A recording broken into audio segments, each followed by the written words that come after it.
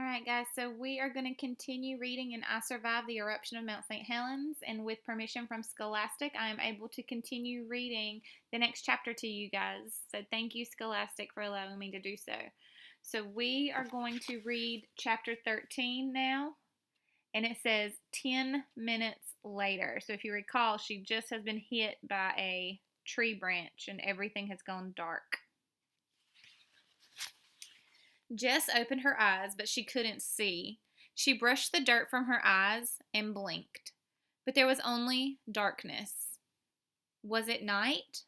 Had she gone blind? Jess sat up, gasping at the searing pain that raked across her back. She'd been badly burned. She could tell. It took a moment in her mind to clear.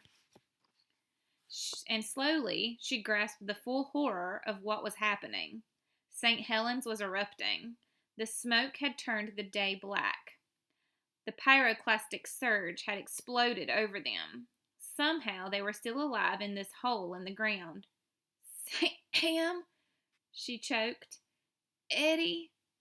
A voice rasped from somewhere close. I'm here, Sam said softly. Eddie's hurt. Jess inched over, groping in the darkness until her fingers brushed their faces. She felt tears. Jess fought back her own tears and took a deep breath. She tried to stand, but the fallen tree imprisoned them in the hole. It would be impossible to try to climb out in the dark. They'd have to wait here until the sky lightened. But when would that be? The mountain roared. Every 2 minutes, there was a new explosion that rattled Jess's bones. Jess couldn't control her fear. She finally started to cry, but luckily the mountain drowned out the sound.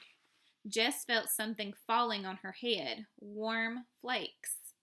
Ash, she realized. It began as a few sprinkles, falling lightly like hot snow.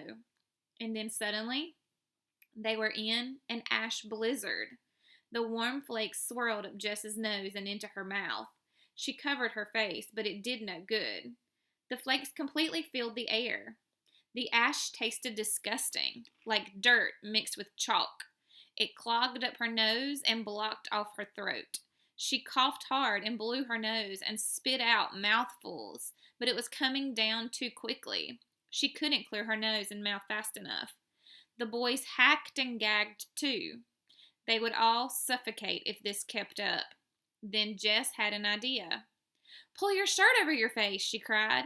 Jess reached below her red sweatshirt for her t-shirt. She pulled it up over her face. It worked! The shirt became a mask that filtered out the ash. She could breathe again.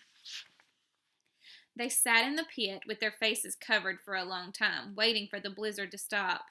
The mountain growled and boomed. Jess huddled close to the boys. She realized that there could be only one thing worse than being in the middle of this horror. Being here alone without the twins.